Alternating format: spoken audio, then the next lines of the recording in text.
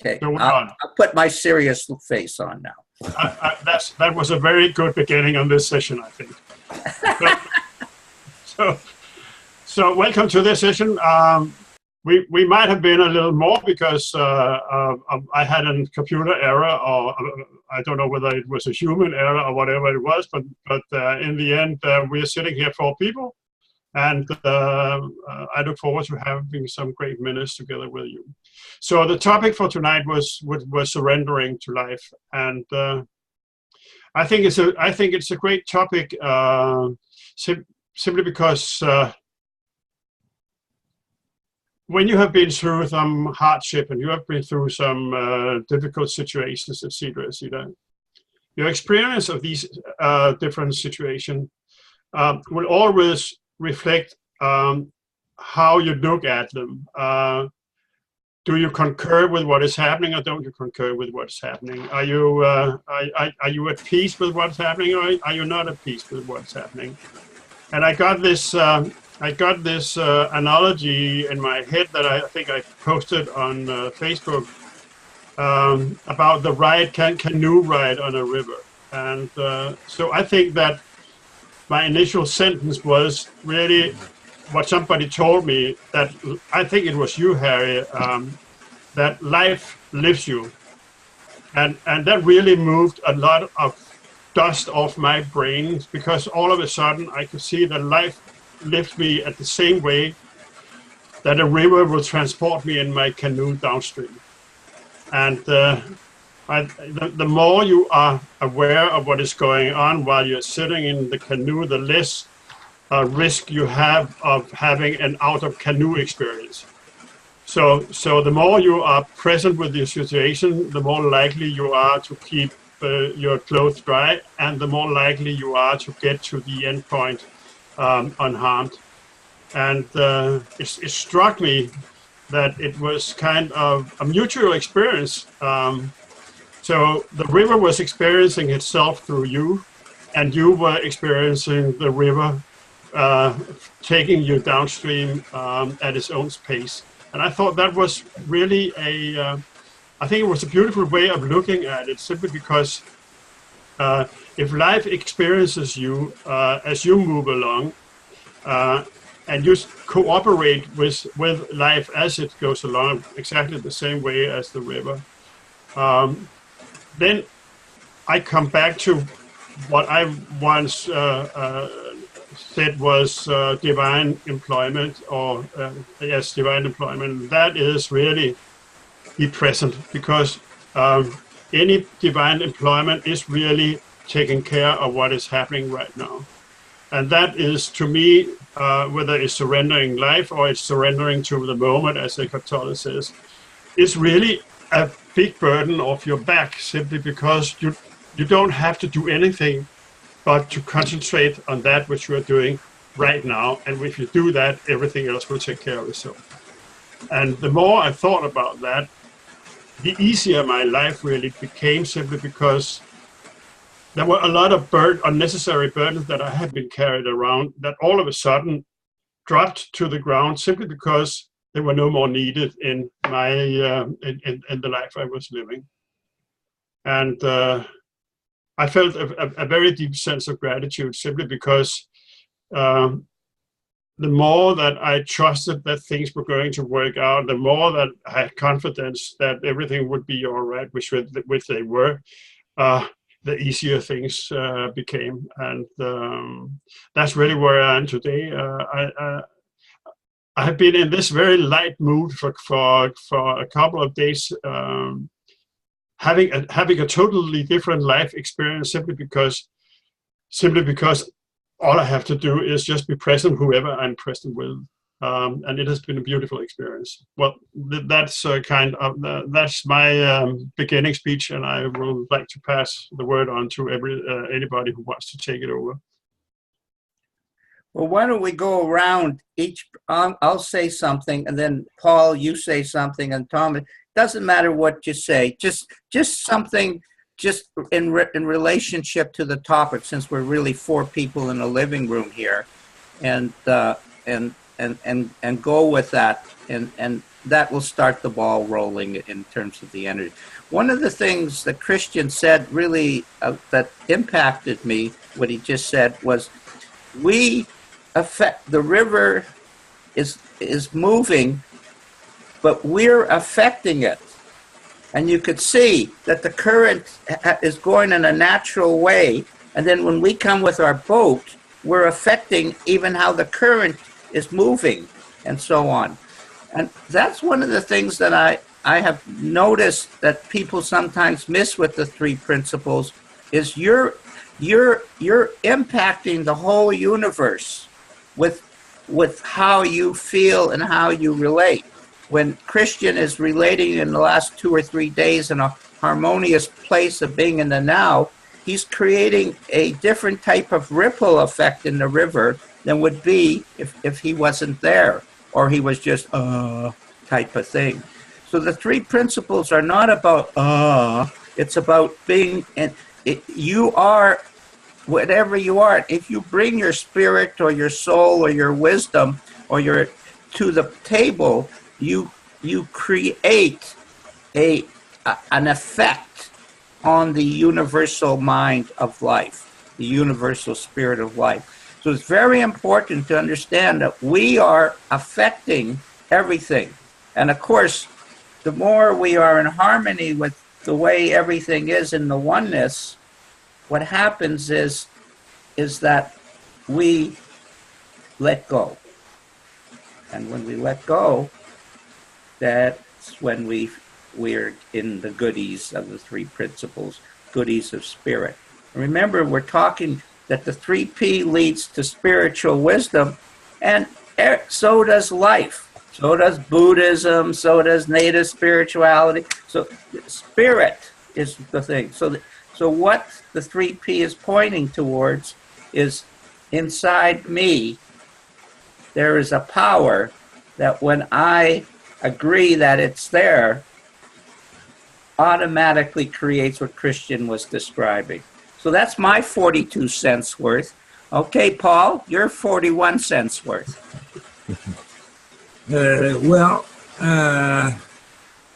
I'm getting in and out of this stream all the time, and I don't bother anymore. So I can feel when I'm really letting go, it's great, and when I'm not, I know I'm not. So that's kind of the way I'm living right now. I've been what you might call it de-learning the old ways. And that's the move I'm in right now. So I still get caught up in something, but it's easier now to just let go and just believe that everything is okay. And it's not a belief. No, I know. I'm an NLP guy too, so I have a lot of de-learning to do, also words and so on. But flowing with this stream, I experience that. But sometimes I'm not. But I'm fine with that. That's the beautiful thing about it. I'm fine with it too. Yeah. Yeah. So that's my 41 cents. Very good points. Very beautiful. Thomas? Yeah, maybe have a quarter or something. I've been I put myself to bed for a couple of days because I've been physically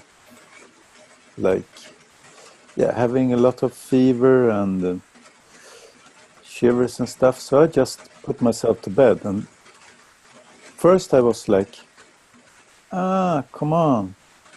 And then after a while, when I realized I wasn't good for anything, I was good for very many things, because I listened and I looked from another place. I looked on what I believed about so many things. So that made me like kind of an observer, and I played with food because I've been into the restaurant business for like 35 years. So I was like this baked potato, just laying there, waiting to get ready, but it's getting hotter and hotter.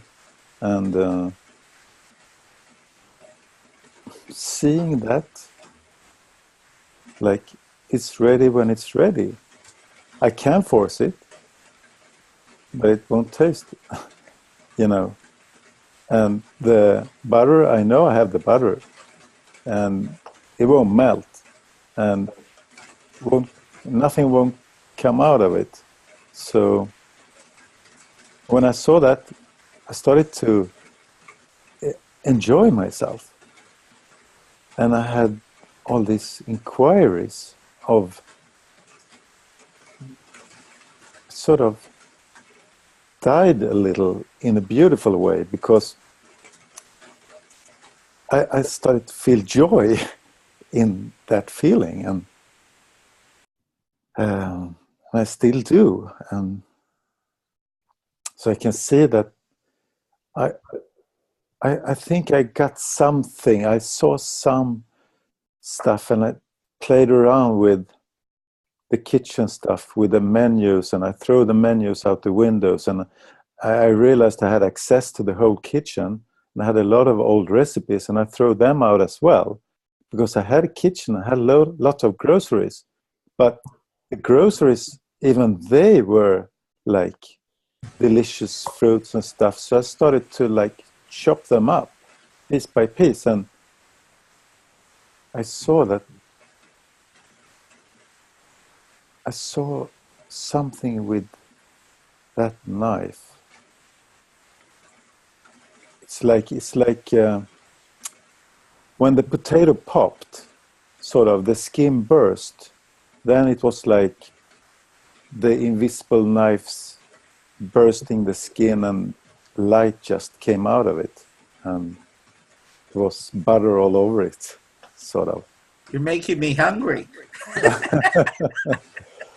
Yes, yeah. I'm still like. Let me explain a little bit of what you experience from a different perspective. When we get sick, we are fighting it because our intellect is going, oh, you shouldn't be sick, or am I really that sick? But what happens is the intellect, the sickness is stronger than the intellect. It's a fact. It's happening to us. We are sick. And then our little mind accepts it. It doesn't want to, because it wants to control.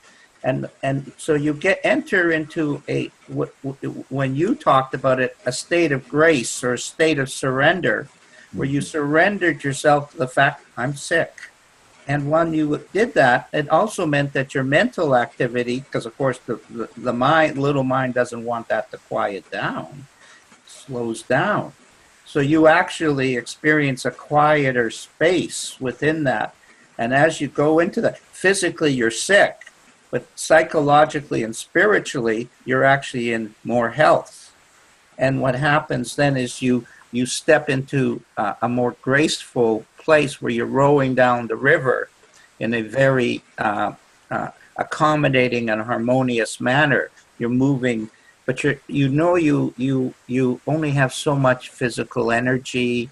You only have and you start to enjoy it because spiritually or psychologically, your well-being is improving.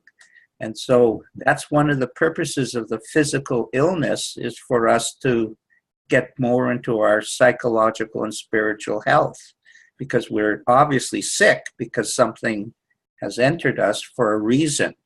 It's always for a reason. And you could feel the beautiful experience you were having with that. And you liked slowing down. And guess what? You had a little time with Thomas. Thomas doesn't spend that much time with Thomas. And when you're with that, you're with yourself. And you know who the most beautiful person in the world is, Thomas? Mm-hmm. You are. Absolutely. Yeah. And, you know, same. So that you could feel that the potato bursting was actually a symbol of you actually just stepping into a deeper state of surrender. Yeah, and from there, I started to just scribble down my thoughts on paper. Yeah, because they were now coming out on a whole different, you can feel the innate health opening up. Yeah, and now when I look at them, because I do over again during the day, I can see they came from that space with no thought, actually. They came through, but not like, it was not totally without judgmental thinking, right or wrong or anything. It was just came through. It just Yeah. is. Just is, yeah. That's right. So, yeah, that's a great feeling. I wrote a book 8 years ago, and I was not in, like, it wasn't the best time of my life or anything. And I'd get up in the morning and wonder what I would do. I'd go on the computer and start writing a few lines. And before I knew it, 6 hours were gone. And then I would read what I had written, and I said, who wrote this?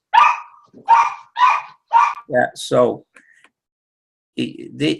that's what you're looking for in all aspects of our life. That's what we're looking for. That what Christian calls, my favorite saying that I learned from Christian, sacred space. You're looking for the sacred space. And I've added a little word to it, a sacred space of understanding. So that's what the sacred spaces, Paul is universal mind. That's the sacred space. Nothing, no form. Understanding is consciousness, and you arrive at it through purity of thought.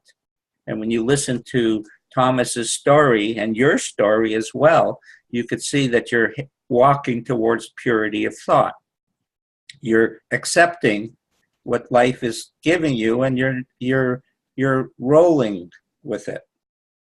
And it was like I heard it for the first time when I listened to Sid saying, before the contamination of personal thought. It was like,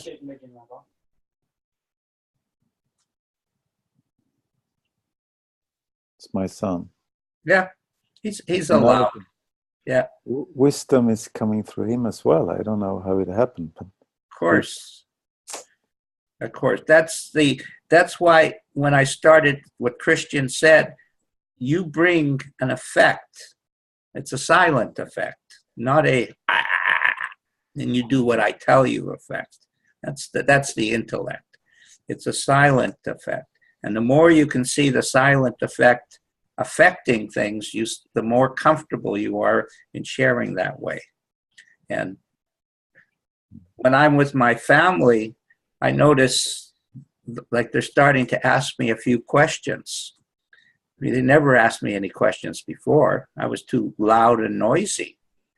And they like that we're quieting down.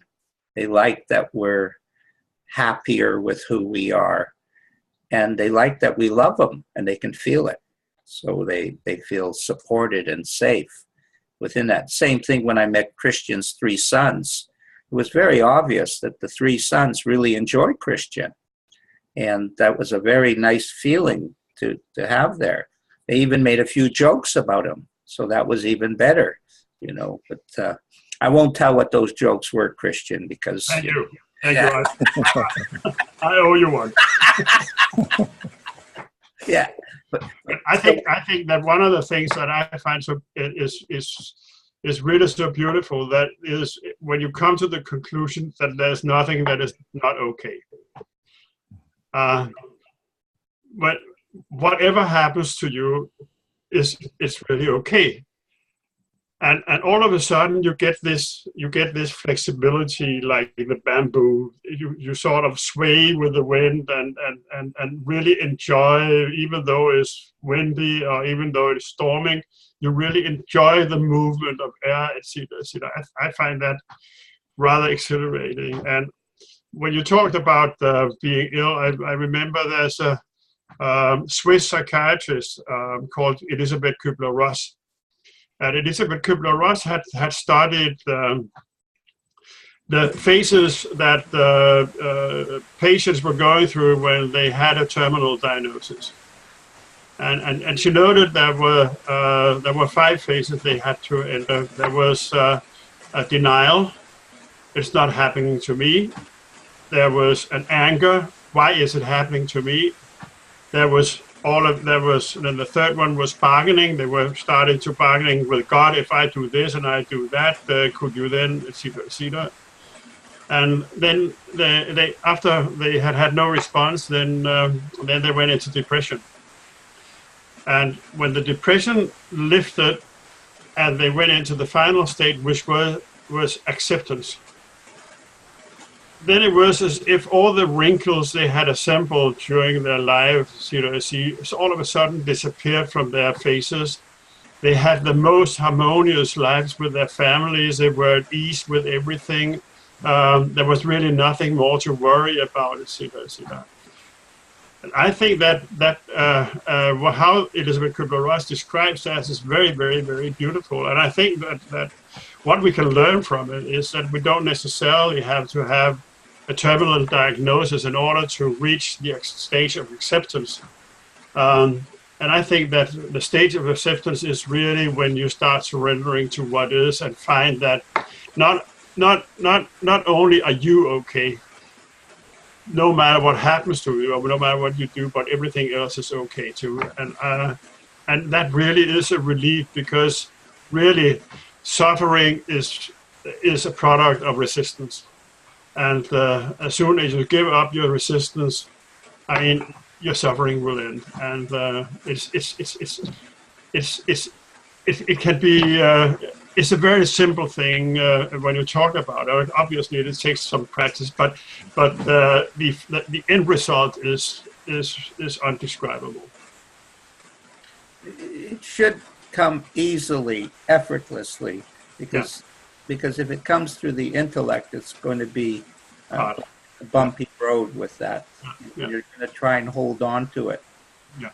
So what happens as you step into higher levels of consciousness is that the acceptance is automatic, because you're not really paying attention to results. You're just experiencing the moment, and you know that within that moment there'll be lots of learning.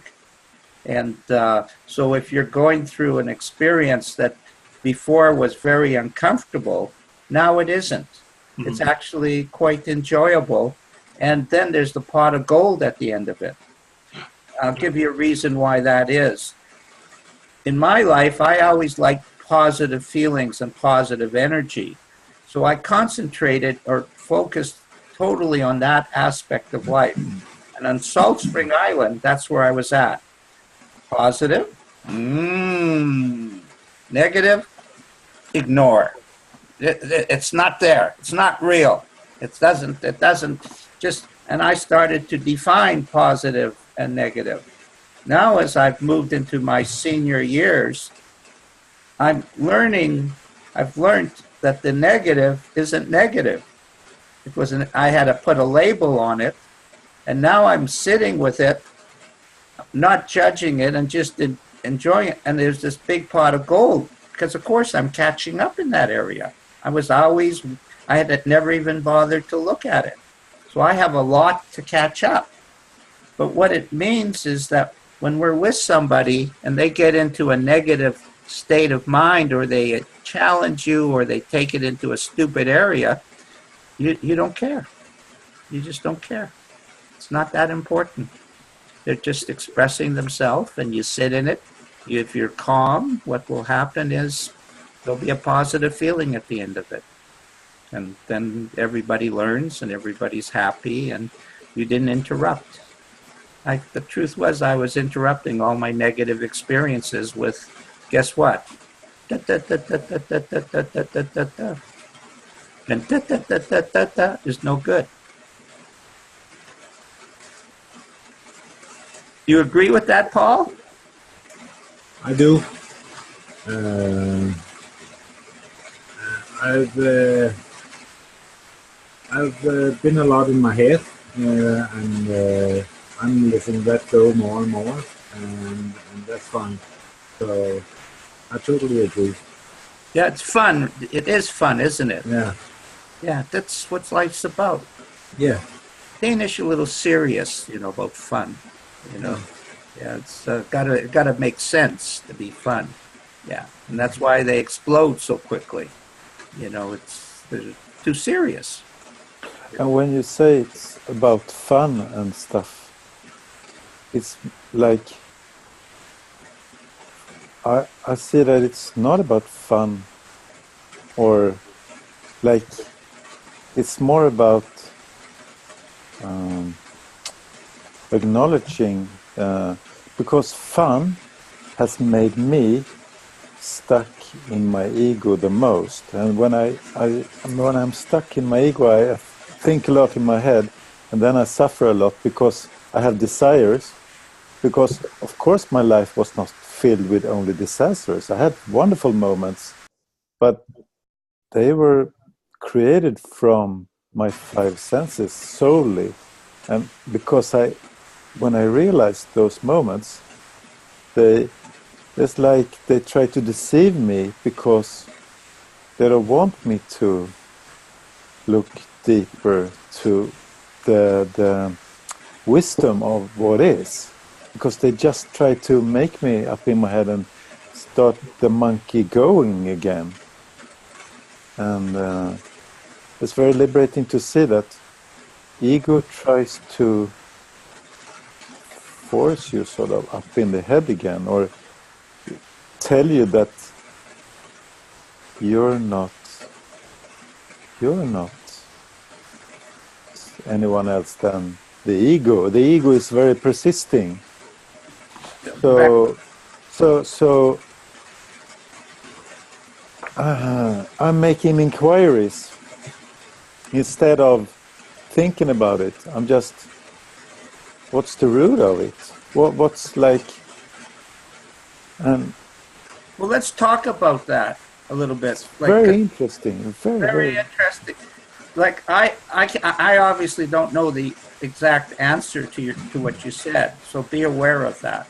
But because it's not words. This thing that's rotating in my head keeps going. I just simply, as my level of consciousness rises, what happens is, like Christian was talking about, a boost in his level of consciousness. When it rises, what happens is I just don't pay very much attention to it. It's like that's not where I'm making my living decisions and my feelings of life and what I'm seeing. I'm just seeing, like we have right now a little bit of noise in the background. That's how I see it. Yeah, when you actually mention it. Yeah, this thing is still going, but it's like I'm not giving it much credence, because it's a pollution, a distortion. I'm just talking how I see it. That's not a total answer. You understand what I'm saying here? I don't really know the answer totally to what you asked. So be clear on that. I'm just giving the way I see it at this level that I'm on right now.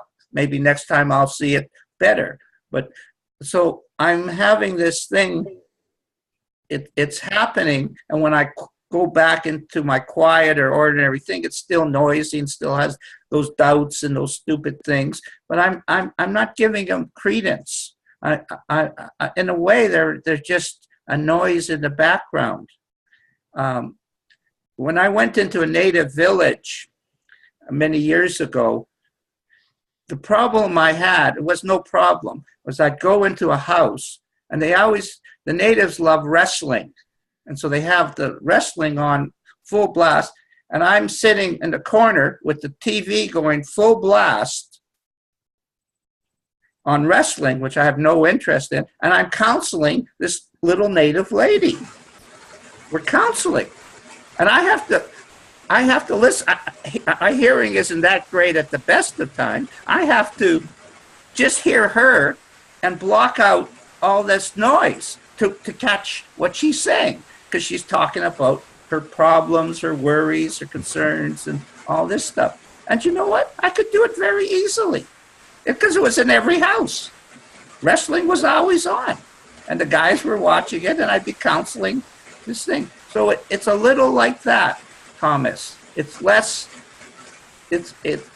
You shift into an altered state of consciousness. You listen on a different way, like the natives talk to animals. Now, white people don't. Natives do. How come? They listen on that level and they hear the animals. Like that type of thing. We get into that sacred space, and that takes care. The understanding is, that's the only time I really understand this. All the other times I have an opinion, an intellectual concept of this, but it's not really the real thing, type of thing. I'd like to read something that relates to that. Excuse me for a second. From the missing link, page 76, on duality of life, because that's what we're talking about. This and this, okay? Okay. Sid Banks.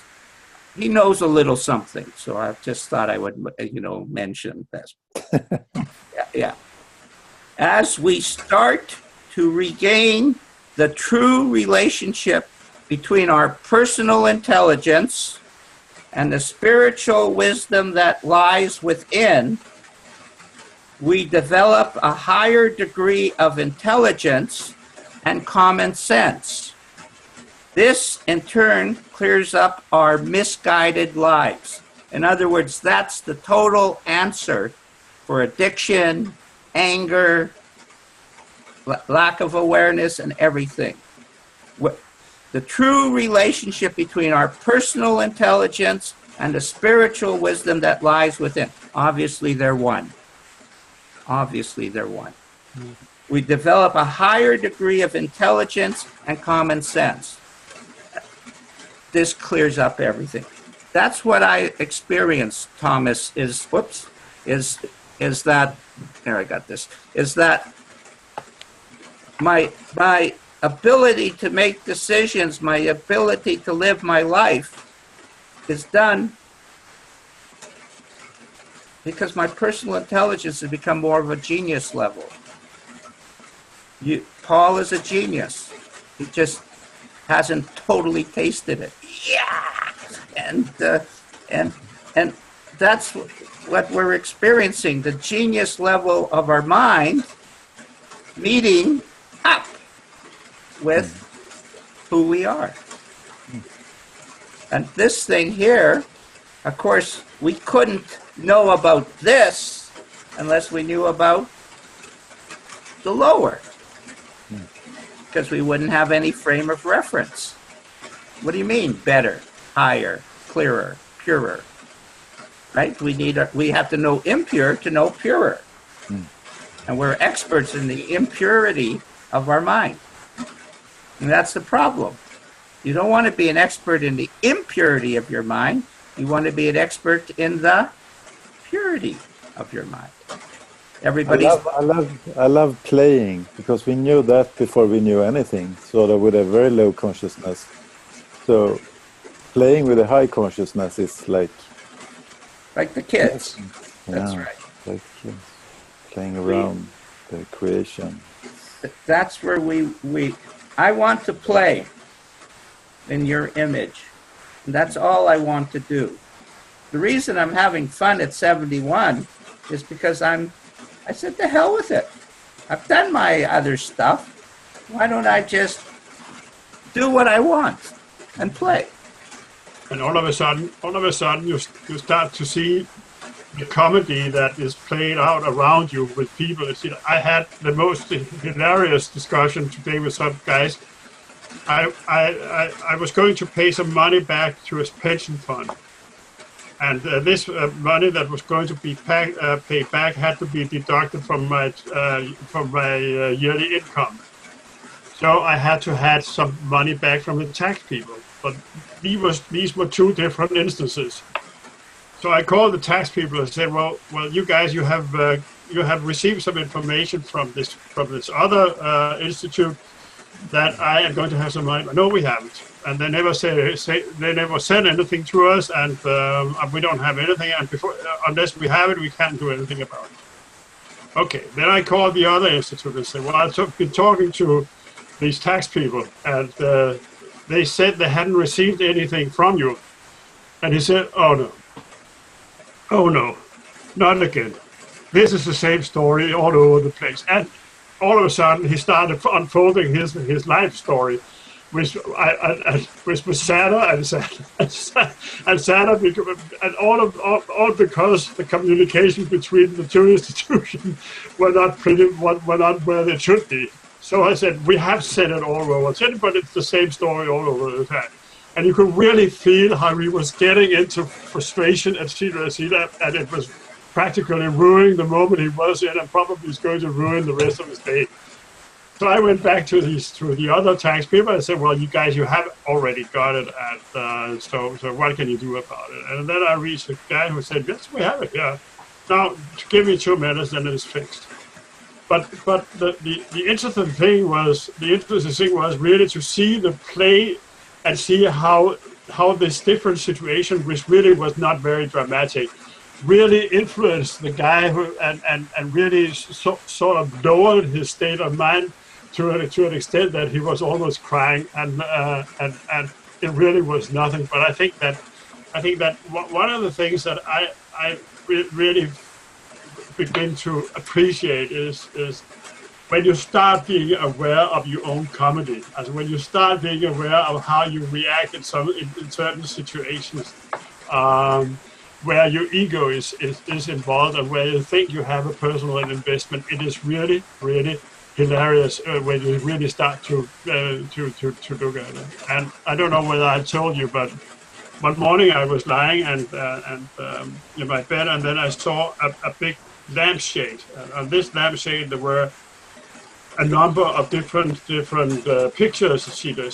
And in the middle of this there was a big light, and it was projecting all of these pictures out on in the room, and the room was there were no pictures, so everything that was on the lampshade was projected out on the walls. And then I looked at it, and then it dawned on me that those were all my attitudes and beliefs, etc., I was seeing out on the walls. And I was really looking at them and thinking they were true. And all of a sudden it dawned to me that that room, with that was my reality that I acted in according to the state of mind I was in.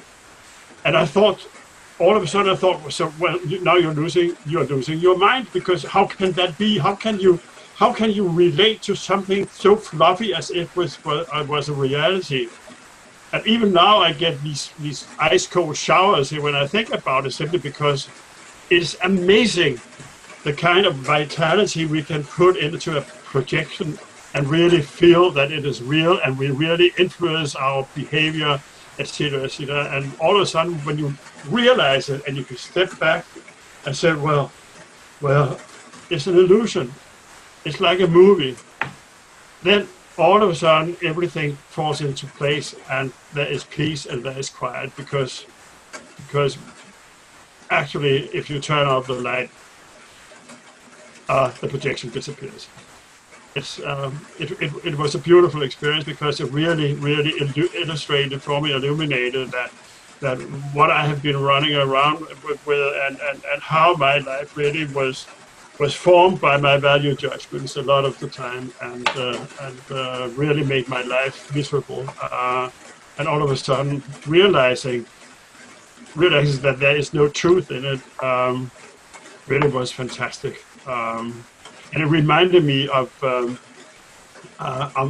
the initial sentence in A Course of Miracles. I don't know whether you have heard about A Course in Miracles, but it said, nothing real can be threatened.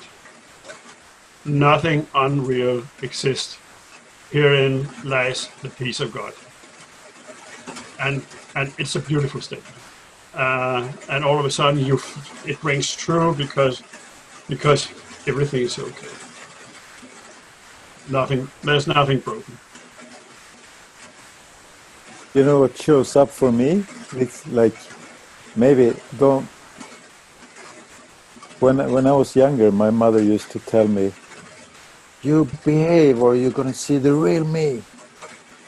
And if she's been aware of that, the real her, which she was afraid of, was like infinite love, and me too, would have seen that, we wouldn't have been scared of our own experience of life. And then, beautiful. Thank you. We see parents creating their own fear within the kids. And when I look at that, because I'm a grandfather now with two grandkids, and my daughter and her husband are really great parents, but the kid has a problem when he goes to sleep. Then he all of a sudden becomes a bad boy and cries and negotiates 10 more minutes and does all this stuff. And I'm looking at it, and this kid is so easy to be around and stuff. And he has learned this behavior from his parents. It's not from him. His parents have taught him to behave like this because this is his way of getting away with stuff, and it's the only way he can communicate, because they're bullshitting with him. They're telling him what he should do and all this type of stuff. And so I look at that, and then I see him, and then when I'm alone with him, guess what? He doesn't do it. No, of course. And one time he did it, and I don't know if I've told this story, but he started to cry because that was his pattern and get into this stuff. And then I decided to let him cry, and then he woke up his brother, who was three months old, and I went to him and I said, and I'm never stern, Thomas, but I said to him, Odin, that's his name, he's Danish, part Danish. He said, Odin, I'm very disappointed in you. You wanted to see a video, and we did that. You wanted me to tell you stories, and I did that. And we did all these things to make it a nice time. And now you're crying and making all this noise, and you even woke up your brother. Do you know what he said, Thomas? He said, tuck me in. I tucked him in, and he went to sleep. I just had a heart-to-heart talk with him, and it was over. So we can see truth reigns even there, in that reality that we live in. And you were talking about being with your kids and also with Christians' kids and my kids. We see this heart-to-heart feeling that we bring to the situation. We've become more real. Paul has become more real. That's what he's talking about. I'm more real with who I am now. Before I had concepts and ideas, and I was playing to that like an accordion. That's who I was. But now I'm becoming more real. And that was so helpful for me too, to see that all the stuff I made up, who I thought I was, how could I know? Because what I thought I was something I heard from society, friends, school, parents, all over, made up small stories of me. So of course it's going to be like 1,000 people shattering around in my head telling me what to do. And how is it even remotely possible to act from truth when you hear like 1,000 different voices telling you to go all different ways there is. So when I saw all the crazy mob in my head, it was so relaxing, and it quieted down and it got like further and further away. So it was really helpful. Yeah, you found the truth. You went in the direction of yourself. Yeah. The funniest story I ever had in that situation was I was about 20 or 21, very insecure around women, and inexperienced would be a better word. And one woman said to me, "Oh, you look good in brown." So for the next 4 years, I wore nothing but brown every day. And then one day I ran out of brown, and I had to wear blue. And someone says, "Oh, you look really good in blue." All of a sudden, I realized I had, I thought I only, that's a little bit of what we're doing. We like brown, and we like blue, and our journey is to find out what we like in life. That's what Christian and I would talk about. That's what growing old is. You certainly know what you don't like, which is a real helpful tool, but you're also you want to do what you like, because at our age, what's the point? It just doesn't make any sense anymore. But the thing is, Harry, what we don't like doesn't disturb us as much as it used to. So it doesn't disturb me at all, to be honest. Exactly. Don't like it, not doing it. And I think that one, if I may return just to the surrender business, I think that one of the beauties of true surrender is that all of a sudden you find out how life really is talking to you all the time. There is a running conversation going on with you. If you start to notice, you will notice that things happen to you in the right order, and people show up in the right order, because now you notice. You're not caught up in your head with worries. You're not caught up in your head with planning, etc. And I love that. What Bob Patterson said at some point in time. She said, after I have dropped all my planning and budgeting, etc., I have never been so much on purpose. And so she was really caught up in all her planning, etc., and forgot totally, or limited herself totally in her endeavors. And when she put that aside and started listening to life instead, things started to unfold on a totally different level, in manners that she couldn't imagine in the first degree. So it's a beautiful experience, and I get the occasional glimpse of it, and actually they are more and more frequent. But I'm still very much a control freak, and it's a bit annoying. But at least I'm aware of it. Yeah. yeah. You say what a oh, I'm not going to go there. Leave it alone. Yeah. Okay.